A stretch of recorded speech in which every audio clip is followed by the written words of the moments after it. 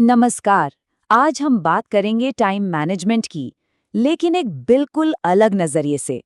घड़ी की टिक टिक के हिसाब से नहीं, बल्कि यूनिवर्स की एनर्जी के फ्लो के हिसाब से। हाँ, सुनने में मजेदार लगता है ना? तो चलिए शुरू करते हैं ये सफर।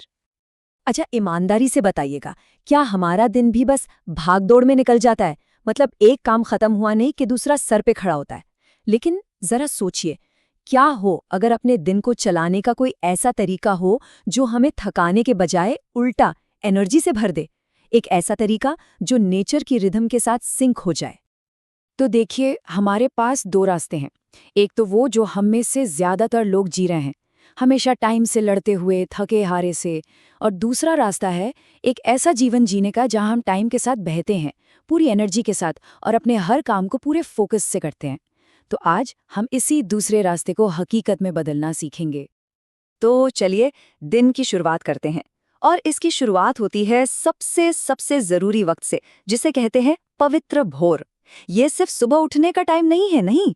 ये वो वक्त है जब हम अपने पूरे दिन की नींव रखते हैं। सच मानिए, इस वक्त की एनर्जी ही तय करती है कि हमारा बाकी का दिन कैसा जाएगा।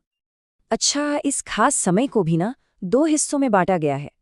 पहला है ब्रह्म मुहूर्त, यानी सुबह 4 से 6 बजे का वक्त। इसे क्रिएटर का घंटा भी कहते हैं।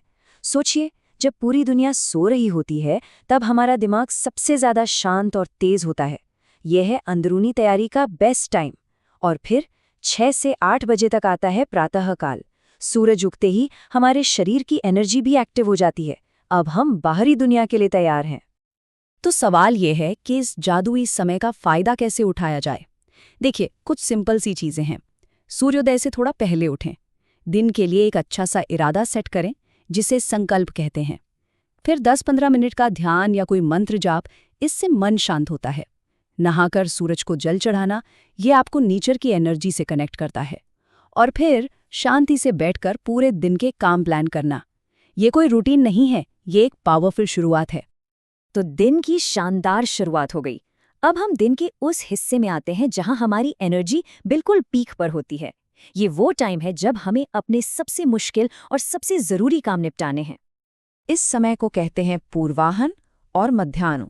सूरज के असर से हमारा दिमाग एकदम शार्प होता है, लॉजिक और फोकस अपने पीक पर होता है।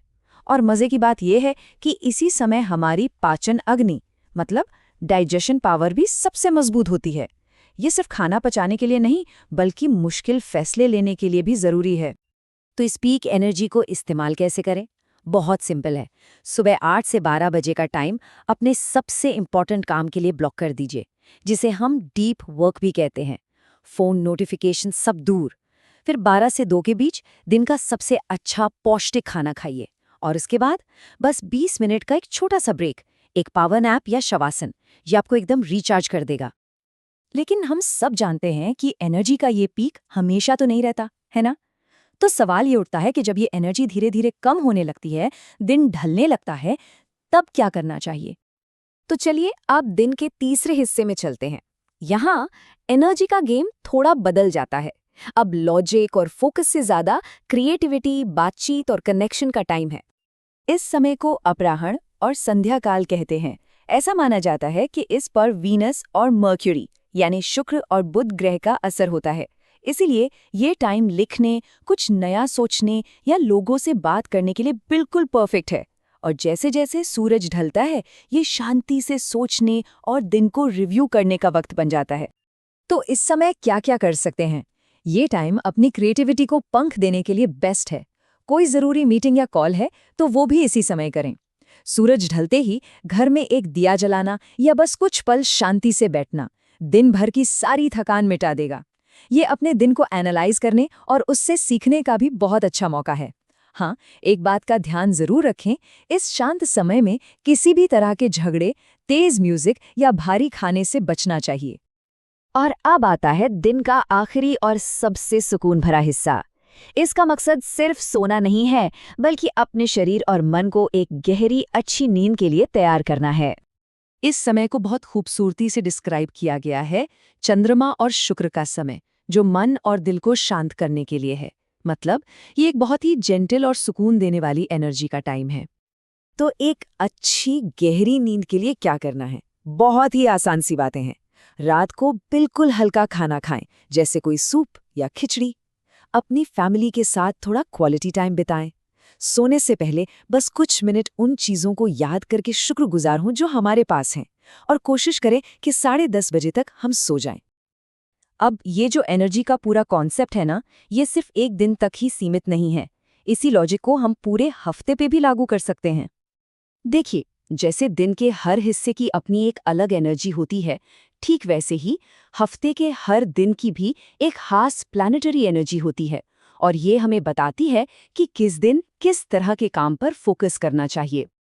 जैसे सोमवार का दिन शांति और ध्यान के लिए है, मंगलवार को आप अपने फिजिकल काम निपटा सकते हैं, बुधवार सीखने और बातचीत के लिए बिल्कुल परफेक्ट है, तो गुरुवार बड़ी प्लानिंग के लिए, शुक्रवार को रिश्तों और क्रिएटिविटी पर फोकस करें, शनिवार अनुशासन और सेवा के लिए है, और रविवार वो तो पूरी तरह से सेल्फ केयर और आराम के लिए बना है।